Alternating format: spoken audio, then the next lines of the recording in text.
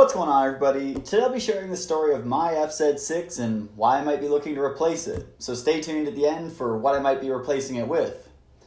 The story begins back in 2017. I was planning a road trip on my motorcycle down to Los Angeles from Vancouver, Canada, about a 2,000 kilometer trip, and the naive young person I was at the time thought I'd be doing this on some sport bike. Because that's a great idea.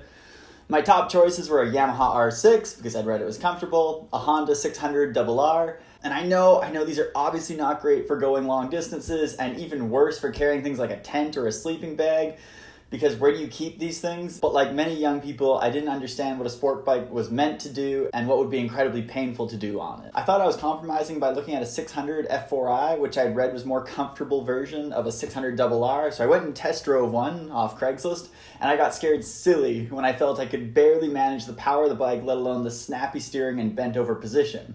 I came to realize that although a sport bike looked great on paper for someone young like me, it just wasn't what I needed to go the distance. My first bike prior to the FZ6 was an old 1982 Yamaha XS400 Maxim, which in compared to a modern bike with hydraulic front and rear brakes is like riding a lethargic dinosaur. It's slow, it brakes slow, it steers slow, the whole thing is shaky, you can't get up to a high speed. It was just a good introductory bike, so the FZ6 was a big step up in like modern technology, reliability, and comfort. I was so out of my element when it came to searching for anything that wasn't a sport bike that I didn't even really know what the terminology would be, but I somehow stumbled upon the word sport touring in a magazine article, and the rest is history. I met up with some stranger off Craigslist, as you do when you buy secondhand things, and the man who would eventually sell me the FZ6 had already set it up perfectly. He had installed the shad cases and owned the bike since new. The only reason he was selling it, that he told me, was that he got a great deal on an FZ1. And at the time, I kind of laughed at the thought of riding a liter bike, but now I kind of get it. You know, the FZ6 is great and all, but a little more speed would be nice. So I bought the FZ6 in the springtime, and come summer, I'd planned a 3-week trip from Vancouver to LA and back, basically going down the coast on the way and through the interior on the way back. By my own crazy luck, I actually made it to LA, but that's where the fun stopped. I had made it my goal to ride some of the famous roads like the Mulholland Highway just north of LA, but still being a new rider and really only having watched automotive journalists review cars on this road, I didn't really know what I was getting into. Turns out I was way in over my head. About 50 miles away from LA on Mulholland Highway, headed toward Big Pine Ski Hill,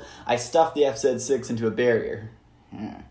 On an off-camber, uphill, left-hand corner, long and the short is that I fixated on the barrier when approaching the corner and didn't have the guts to look at my corner exit and commit to leaning the bike as far down as I needed to be to get myself around the corner. Fortunately, by the time I hit the barrier, I was going slow enough that I didn't send myself over the barrier or the bike over the barrier, and I was able to yank the bike out of the barrier without too much damage. Fortunately, the previous owner had installed some engine guards, and that's likely what saved my stator from being ripped out of the engine. Looking back on this, I can't believe I thought I'd throw some saddlebags on an R6 and take it 1,000 miles from home, but hey, that's what young people do. As stressful as that day was, I met some incredibly kind strangers, all of which were offering advice, even some offering a bed to sleep in if I couldn't get my bike fixed within the day, and that sentiment will stay with me for a lifetime. I managed to have a shop straighten my handlebars, which were bent a little bit, and slap on a random foot peg off some other bike because I'd torn my left side off in the crash. Much to my surprise though, 3 days later, on the east side of Yosemite National Park, my FZ6 wouldn't idle. Between gears, it would die,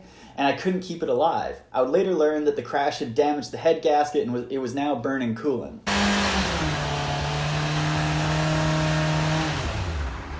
With the bike back home, thanks to a U-Haul and a pack of Monster Energy and some sleepless nights, I began tearing into the engine and broken plastics. I dropped the entire engine out of the frame of the bike because I thought that'd just be the easier route when taking the entire head off the engine. And over the next 2 months, I pulled the cylinder head and took it to a machine shop to have them flatten it, and while I was in there, I thought I'd just fix the valve lash. So while reassembling the head, I improperly installed one shim, causing one valve to drop into the cylinder, which made an awesome ticking noise on startup.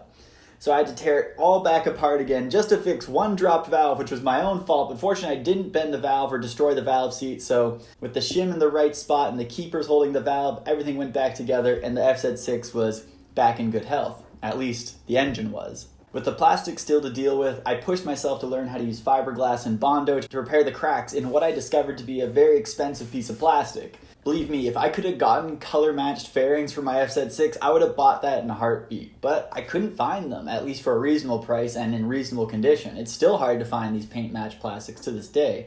So, fiberglass and Bondo it was. Although the bike was back in good health, my ego certainly was not. I felt very leery of riding in the season after the crash, but that didn't stop me from getting back on two wheels. The FZ6 proved rather reliable after that, despite some small issues around having a weak battery causing the bike to have a low voltage and not charge well, but once that was sorted out, it was smooth sailing. Then, 2020 happened, and I got the inspiration to start sharing my knowledge of the FZ6 platform with you guys. I didn't know where these videos would end up, but I knew I wanted to start putting my knowledge out into the world about the FZ6 because no one was there for me when I was riding the struggle bus on the FZ6, whether it was taking the motor apart or dealing with the charging issue. There was no one really there on the internet to guide me through the problems I was having. Which brings us today. I feel like I've done everything I set out to do with the FZ6. Although it feels great to have a machine that I know inside out and backwards, it has left me desiring some sort of change. I would love to experience a modern R6, but I also know that riding a bike like that hasn't gotten any more comfortable and my riding style hasn't changed dramatically. I still commute to work on my bike, and I also enjoy having a passenger from time to time, and an R6 sure isn't good at either of those things. So I look towards the more modern sport touring bikes, and I'm really drawn towards the Yamaha Tracer GT. With cases and heated grips already installed from the factory and a bump up in power over the FZ6, it seems like a logical progression for me. Just a bit expensive. But logic hasn't always been the driving force behind my motorcycle activities.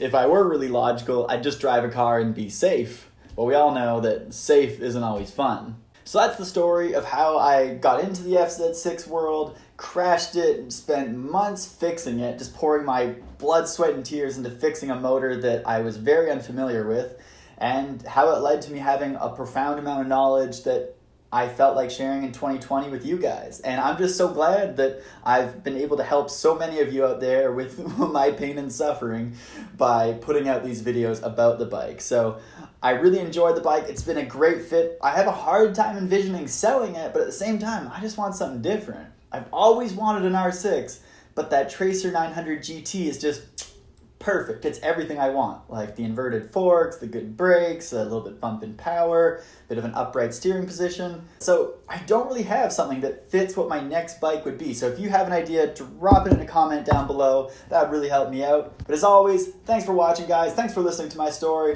And as always, have a good day.